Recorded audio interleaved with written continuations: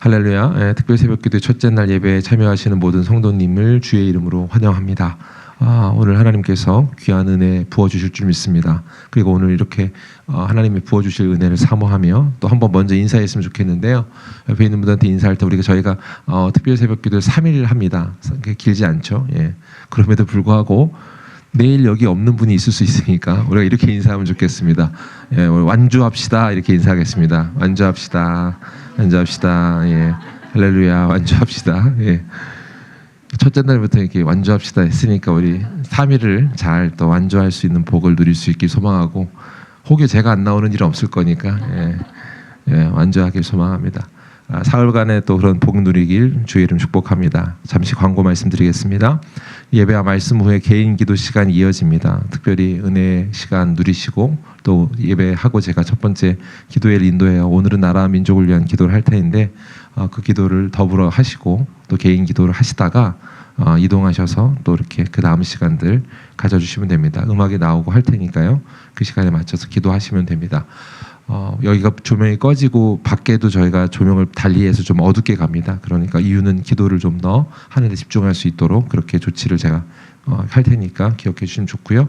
두 번째로 기도가 이렇게 끝나신 분들은 자연스럽게 오른쪽 뉴제놀에 가시면 식사가 준비되어 있습니다. 그래서 식사하시면 되고, 아까 보니까 삶은 달걀도 있고 시리얼이나 그런 토스트가 있습니다. 그러니까 식사하시고 교제 시간 누리시고 새해 인사들을 이렇게 하시면 됩니다. 그때 이제 못한 인사, 아까 예빈이가 새해 복 많이 받으세요 어른들 오면 인사하려고 기다렸는데 예배 시작해서 다 못한 것 같은데, 아무튼 이따가 인사하고 그런 시간들 교제하는 시간 가지면 좋겠습니다.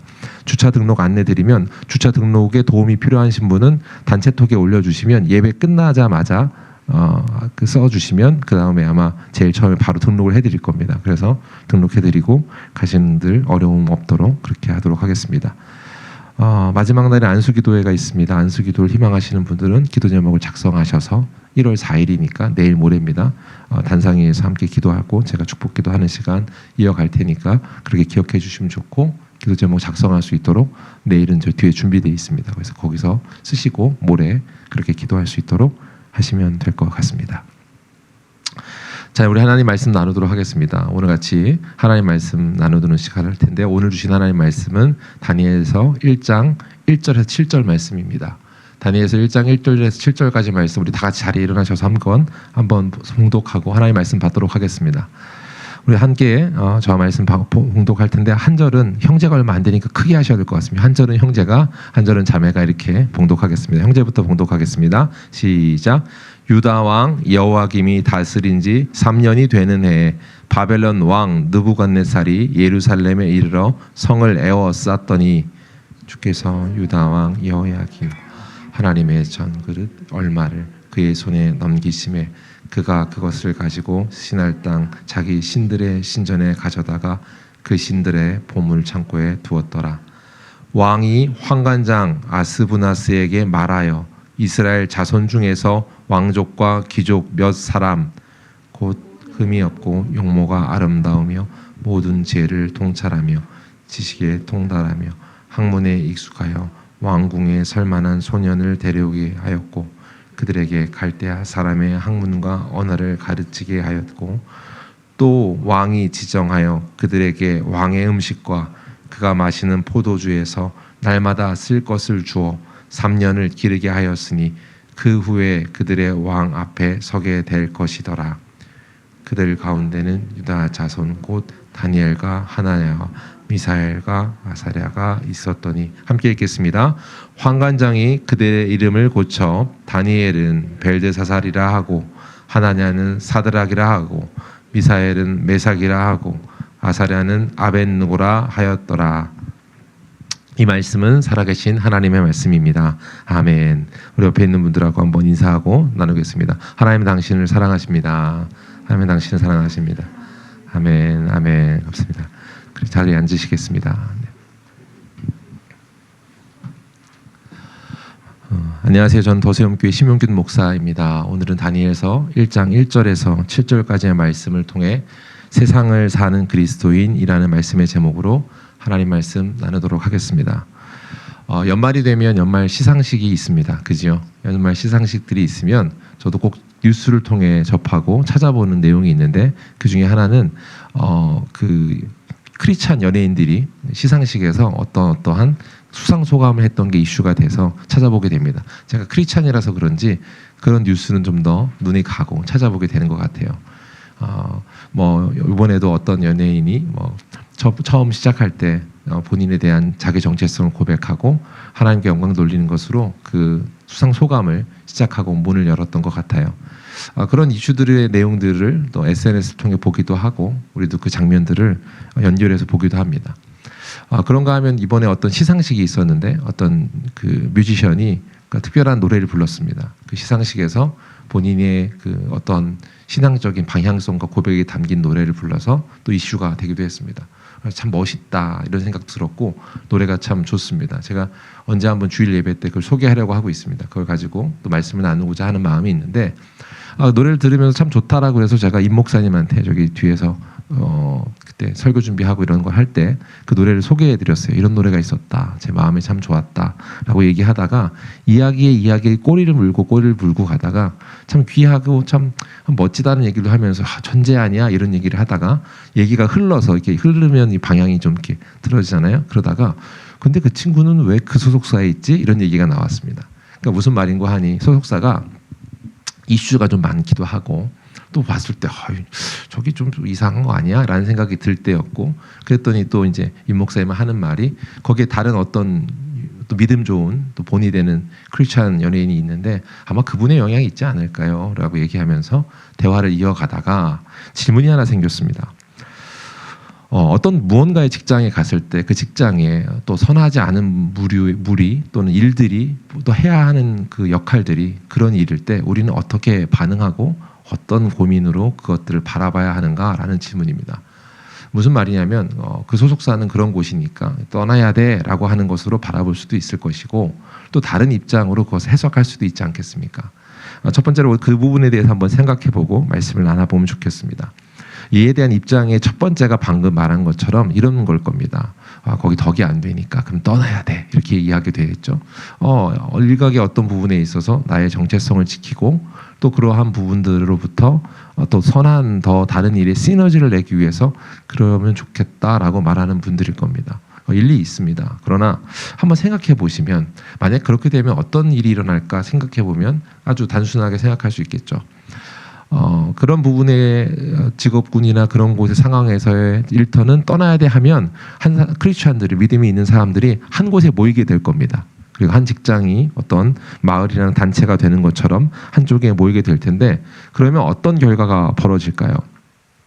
아마 뭐 크리스천 마을 같은 일이 일어날 수도 있을 것이고 그 밖에 한 곳에 모여지게 되는 상황으로 결과가 나타나게 될 텐데 생각해보면 그 결과에 대해서 한번 질문 드려보면 하나님이 그러면 기뻐하실까라는 생각을 하게 되고 그에 대한 답변은 이미 제가 지난번에 말씀을 통해 나눴었는데 산상수훈의 말씀을 통해서도 알 수 있는 것처럼 소금은 또 빛은 세상에 있으라 하심으로 그 기능이 존재하고 그 역할을 할 수 있다라고 말씀을 나눴습니다. 무슨 말이냐면 소금이 이렇게 모이게 되면 뭐가 돼요? 소금 덩어리일 뿐입니다. 소금으로서 세상에서 역할을 하라 한 것들은 우리의 역할, 그 기능, 그것을 무관하게 만들어버리고 그 목적대로 살 수 없게 될 것 아닌가라는 거죠. 그러니까 처음 말한 것처럼 떠나라 라고만 반드시 그래야만 하는 것처럼 말하는 것에는 문제가 생길 겁니다. 그럼 두 번째 이제 남아라라고 할 때인데 이것도 좀 쉽진 않습니다. 남으라고 할 때 영향력이 분명 받을 것이고 그 영향에 대해서 어떻게 해야 되는가라는 고민을 갖는데 이 나무라 할 때는 두 가지로 아마 구분이 될 겁니다. 첫 번째 나무라고 할 때 방향성에서는 일터와 신앙을 그렇게 연결지고 혼선을 갖게끔 혼동하지 말고 명확하게 구별하여서 사는 거야라는 겁니다.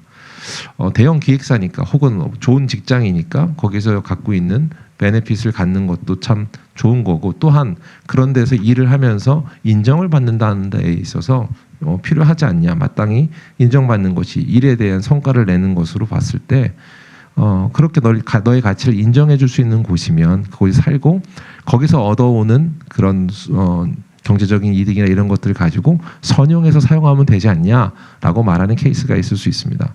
어떤 면에서는 좀 뭐 동의가 될 수 있겠으나 본질상 이것은 자기 면죄부를 주는 것처럼 느껴지는 생각이 들고 어떻게 보면 자기 방어적인 기제에서 말하는 것처럼 생각이 돼서 불편한 마음이 드는 사람들이 있을 겁니다. 근데 그래서 이걸 불편한 마음을 제하기 위해서 그 다음에 생각하는 말들이 이런 겁니다. 그곳에서 압도하여 영향력을 펼쳐라 이런 겁니다. 그런 곳의 일터에서도 너의 실력과 너의 기술, 너의 그 실력이 있음이 본이 되면 사람들이 널 다 쳐다보게 될 거고 그것이 너에게 선한 영향이 될 거야 라고 말하는 겁니다. 이걸 이제 말한다면 이건 아마 고지론이 될 겁니다. 신앙 생활을 하여서 영향력을 끼치는 방법으로 또 복음을 세상에 전파하고 하나님 나라의 사람 백성으로서의 그 영향력을 나타내는 걸 크게 두 가지로 많이 구분하는데 하나는 고지론이고 하나는 미답지론을 주장하지요. 고지론에 아마 이것은 해당이 될 건데 고지론이라고 하는 것, 미답지론이라고 하는 것, 고지론은 말 그대로 위에서 세상이 추구하는 자리에 선두의 자리에 있어서 영향력을 펼쳐라라는 게 고지론일 거고 미답지론은 사람이 가지 않으려고 하는 곳, 또 낮은 곳, 가고 싶어하지 않는 곳에서 그 영향력과 그 섬김을 보여주는 본이라고 해서 두 가지를 이야기할 텐데 이 부분 아마 고지론이 해당이 될 겁니다. 고지론을 생각하면 신앙의 인물들을 떠올리는 사람들이 있을 텐데 여러분은 누가 떠오르시나요? 그곳에서 선하게 영향력 있게 해서 다시금 하나님이 어떤 분인지를 보게 하는 거 떠오르면 제일 먼저 떠오르는 사람이 아마 요셉이 많이 떠올릴 거고 느헤미야 같은 인물이 떠오를 겁니다. 그 떠오르는 인물 중에 또 한 사람 대표적으로 고지론을 주장하는 사람들이 또 한 명을 언급하는 사람이 오늘 성경에 나오는 다니엘입니다. 다니엘을 생각할 때 그렇게 고지론으로 그렇게 영향력이 있는 일꾼이었다라고 말하는 거죠. 그런데 이것도 고지론으로 생각하게 되면 문제가 생깁니다. 무슨 말이냐고 하면 만약 그렇게 정점이나 세상이 추구하는 선두의 자리에 오르지 못하면 어떻게 되는 것이 되냐면 실패가 되는 것처럼 여겨질 수 있기 때문입니다. 보통 다니엘 이야기를 많이 하면서 자녀들이든 다음 세대에게 선두에 서서 영향력을 미쳐라 라고 아이들에게 꿈을 심어주는 이야기로 권면의 대상으로 언급을 많이 합니다. 그래서 다니엘 학교 막 이런 거 많잖아요. 그죠? 뭔가 모르게 그 느낌과 내용을 담아놨기 때문에 여기서 하는 뉘앙스는 본디 모든 걸 포함하지는 않겠지만 고지론적 사고를 가지고 이 얘기를 하는 경우가 있을 건데 이 부분에 있어서 문제가 된다라고 제가 얘기했던 부분은 방금 말한 것처럼 꼭 그러면 정상이라든가 영향이 있는 우뚝 서야 되는 자리에 가야 그렇지 않은 사람들은 그러면 실패자가 되는 건가? 라는 질문을 갖게 되는 겁니다. 이 부분에 있어서 우리 답변은 당연히 제가 이렇게 서론을 깔고 있기 때문에 알고 계시고 생각하실 것 같은데 고지론이든 미답지론이든 그 모든 것들의 어떠한 부분으로 편중되는 것이 아니라 우리는 하나님의 주권을 믿는 사람으로 성도가 있는 자리는 어떤 이는 고지에 있을 수도 있고 어떤 이들은 미답지에 있게 하시는 분을 이를 통하여서 하나님이 계획하신 섭리를 이루어 가신다라는 걸 겁니다. 우리가 다 알고 있는 바일 거예요. 왜냐하면 어떤 성도는 고지에 두실 수도 있고 어떤 이는 미답지에 둘 수도 있습니다. 때론 어떤 이는 고지에 있다가 미답지로 보내기도 하시고 어떤 이는 미답지에 있다 고지로 보내기도 하시니까요. 이 모든 것이 하나님의 주권 속에 있다는 것 그리고 그분이 하시는 일이라는 것 이것이 있기 때문에 우리가 어설프이 그것을 판단하거나 또 그것을 어떠한 가치 기준으로 설명하려고 한다면 문제가 된다. 즉 어느 게 더 복된 인생인가라고 하는 것을 판단하기 어렵다입니다. 그럼 반대로 그런데 이것저것과 무관하게 하나님을 통한 복된 인생이 있는데 그 비결에 대해서 오늘 성경에 그걸 어떻게 살아내는가라는 것을 오늘 말씀을 통해 한번 살펴보면 좋을 것 같습니다. 오늘 말씀에 대한 배경은 오늘 이렇습니다. 1절에 이렇게 시작하는데요. 유다 왕 여호야김이 다스린 지 3년 되는 해에 바벨론 왕 느부갓네살이 예루살렘에 이르러 성을 에워쌌더니 이렇게 되어 있습니다. 느부갓네살이 또 어떤 사람인지 또 바벨론 왕 그가 어떤 사람으로서 어떤 영향력이 있었는지 생각할 수 있는데 참 폭군입니다. 싸움을 아주 그가 집권하던 시기에 계속해서 잔인하게 폭군으로서 살았던 자인데 그가 지금 왕일 시절에 시대가 언제냐 봤더니 유다 왕 여호야김이 다스린 지 3년 되는 해라고 했습니다. 그러니까 이것은 주전 한 605년경으로 봅니다. 주전 605년경에 어떤 상황이 있었는가 했더니 그 잔인한 바벨론의 왕이 예루살렘 성벽을 에워쌌다입니다. 전쟁으로 쳐들어와서 정복 전쟁을 계속 일삼던 왕인데 지금 유다까지 침공한 상태이고요. 유다에 침공한 그 상황에서 첫 번째 포로를 데려갔던 시기입니다. 그러니까 그 첫 번째 포로를 데려갔던 시기라는 것을 상황적으로 설명해주고 있고 그 상황 가운데 어떤 일이 벌어졌는지를 설명하는데 단순히 그냥 성을 에워싼 정도가 아니라 그곳에 굴욕을 선물합니다. 그게 뭐냐? 2절입니다. 주께서 유다 왕 여호야김과 하나님의 전 그릇 얼마를 그의 손에 넘기심에 그가 그것을 가지고 신할 땅 자기 신들의 신전에 가져다가 그 신들의 보물 창고에 두었더라. 단순히 에워싼 것이 아니라 그곳에 있는 것들을 약탈해 가죠. 그러니까 승리의 기념으로 가져가는데 왕의 물건을 가져간 것뿐만 아니라 뭐의 기물들을 가져가요? 성전의 기물들을 가져갑니다. 이건요 어떤 행위냐면 그 당시 고대의 싸움은 어떤 싸움이었냐면 신들의 싸움이었습니다. 그가 믿는 신과 내가 믿는 신의 싸움이었고 그러니까 내가 믿는 신이 이겼다, 힘이 더 세다라는 걸 상징하기 위해 그들이 믿는 신의 신전에 있는 물건을 가져다가 지금 어떻게 하는 거예요? 조롱하듯 자기 신전의 보물창고에 갖다 놨다 이렇게 말하고 있습니다. 그러니까 하나님을 믿는 사람들의 그 이름이 아주 땅에 떨어진 겁니다. 아주 폭 망한 것처럼 보여지는 시점, 굴욕의 상황입니다. 어쩌면 우리가 사는 이 시대에 크리스찬이라는 이름과 기독교라는 이름이 어떻게 보면 우리 상황과 형편과 맞지 않나 싶어요. 조롱의 대상이 되고 또한 부끄러움의 단어가 되는 것. 어떻게 보면 이제 우리가 밖에서 크리스찬이야 이렇게 말할 때 부끄러움 또는 어떠함에 큰 용기를 내지 않으면 언급하기 어려운 것 되는 것.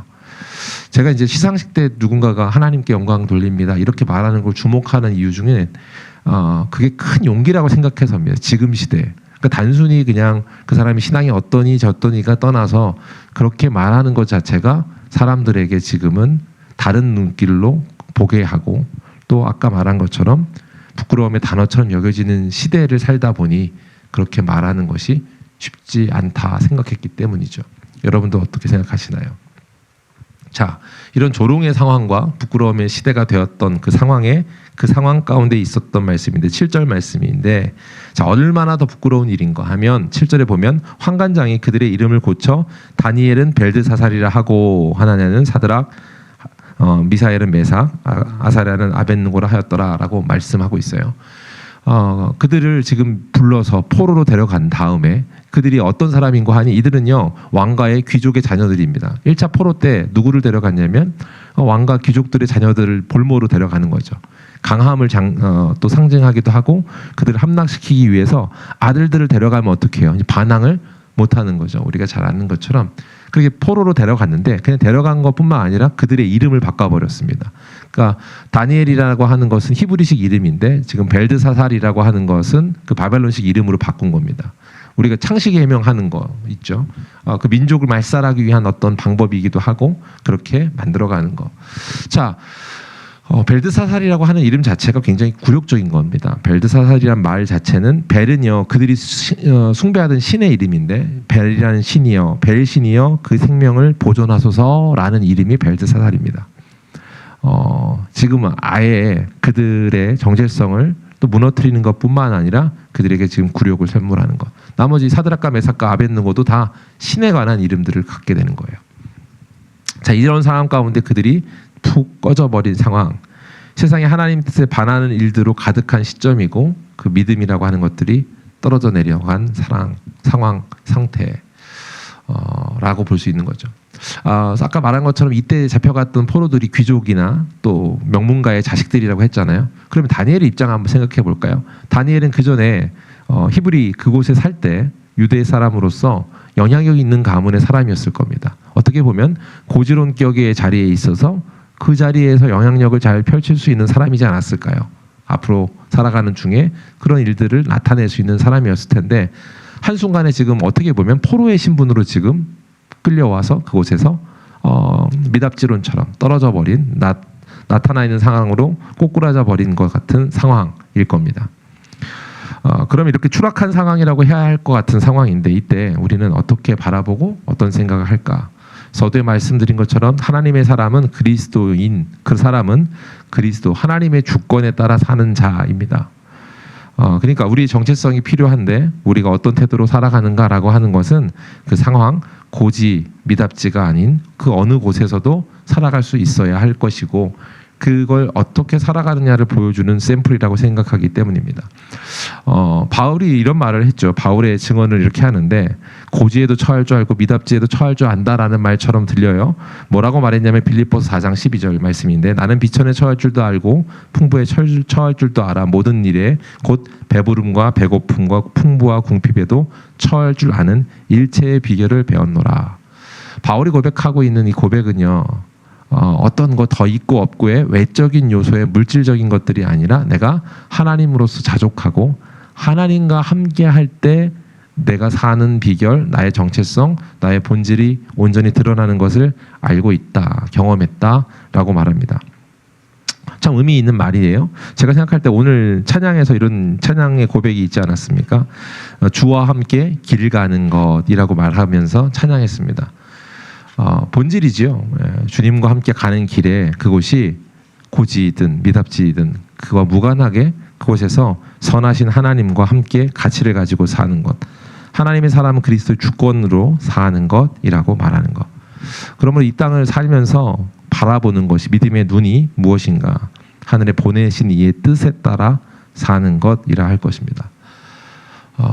바라기는 우리 사랑하는 더세움교회 성도들이 한 사람 한 사람이 꼭 하나님이 보내신 그 자리에서 그 역할을 감당하며 살길 소망합니다.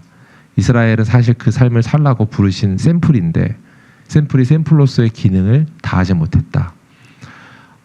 하나님께서 원하시는 방향성에서 꼭 이스라엘 찍은 건 하나님 백성을 하나님을 따르는 자가 누리는 그 풍성함이 뭔지를 보여주기 위한 건데 그들이 하나님을 저버렸기에 벌어진 상황 하나님과 멀어진 상태에서 나타났던 일입니다. 그랬더니 소금이고 빛이었던 그들이 소금과 빛의 역할을 하지 못할 땅에 밟히워 버린 것 같은 상황이 오늘 벌어진 겁니다. 바라건대 사랑하는 더세움교회 모든 성도들이 그러한 은혜로 나아가며 그러한 복이 넘치기를 주의 이름으로 축복합니다. 오늘 말씀에서 함께하는 그 시간들이 그렇게 살아갈 수 있는 것이라고 하는데 그런 복이 어떻게 누려지는 것일까? 추락한 정체성 가운데 어떻게 그러하지 않고 어떻게 이런 만족함을 추구하며 살 수 있는가 그 비결이 있는데 그 비결의 한 구절을 말씀을 읽고 마무리할 텐데요. 2절 말씀인데요. 2절 말씀 같이 한번 읽어볼까요? 같이 읽겠습니다. 시작. 주께서 유다 왕 여호야김과 하나님의 전 그릇 얼마를 그의 손에 넘기심에 그가 그것을 가지고 신할 땅 자기의 신들의 신전에 가져다가 그 신들의 보물 창고에 두었더라. 참 굴욕적이라고 했고 상황이 진짜 안타깝다고 표현했습니다. 그런데 거기에 한 구절에 성경은 지금 뭘 말하고 있습니까? 그들에게 지금 하나님의 전과 그릇 얼마가 그의 손에 넘겨서 그들의 신의 창고에 두었는데 지금 누가 이것을 두고 있는가요? 뭐라고 말하냐면 하나님의 전 그릇 얼마를 그의 손에 넘기심에 했습니다. 여러분 넘기심에가 무슨 말이에요? 이것을 지금 누가 하고 있다고 그래요? 주께서입니다. 주님께서 이것을 넘기셨습니다. 지금 굴욕적으로 하나님이 무능하여서 그 신들의 전쟁에서 패배해서가 아니라 하나님께서 이것을 넘기심에라고 하면서 이 상황을 주관하고 계시고 펼치고 있다라고 하는 것을 선명하게 보여주고 있습니다. 주의 뜻 아래 이것들이 이루어지고 있는 거죠. 직장 생활을 실패할 때, 관계가 깨어질 때, 세상의 가치관이 우리 신앙을 압박할 때 2025년에도 우리가 생각하는 상황에는 낙관적이지 않을 수 있습니다. 2024년하고 별다르지 않다를 넘어서서 25년에 더 악하고 또 더 어려운 상황으로 처할 수 있습니다. 그런데 하나 알 수 있는 건 하나님의 주권 아래에 그것들이 그 상황들이 펼쳐지고 있다라는 거죠. 그 주권 아래에 있다라는 것은 하나님의 의도가 있다는 것이고 그 하나님의 의도에 따라서 우리가 온전히 살아가는 복이 있길 소망합니다. 오늘 우리가 그리스도인, 세상 속에 사는 그리스도인이라고 하는 주제로 이제 내일도 모레도 나눌 텐데 오늘은 서론격이 될 거예요. 하나 기억하십시오. 말씀이 뭐라고 하는지. 그의 손에 넘기심에라고 하는 주체가 누구인지를 기억하십시다. 그리고 여러분에게 펼쳐진 그 상황에서도 여러분은 소금이고 빛이라 하여서 여러분이 있는 일터가 이 세상이 참 악하기 때문에가 아니라 그 악한 세상 속에서도 여러분이라는 소금이 필요하고 여러분이라는 빛이 필요하기에 그 자리에 두셨다. 그리고 그 자리에 두셨다는 것은 하나님이 그의 손에 넘기심에처럼 여러분을 그 땅에 놓아둠에 하나님이 하고자 하시는 일이 있다라고 하는 주의 섭리를 믿는 영적 민감성을 갖는 저와 여러분 되길 주의 이름 축복합니다.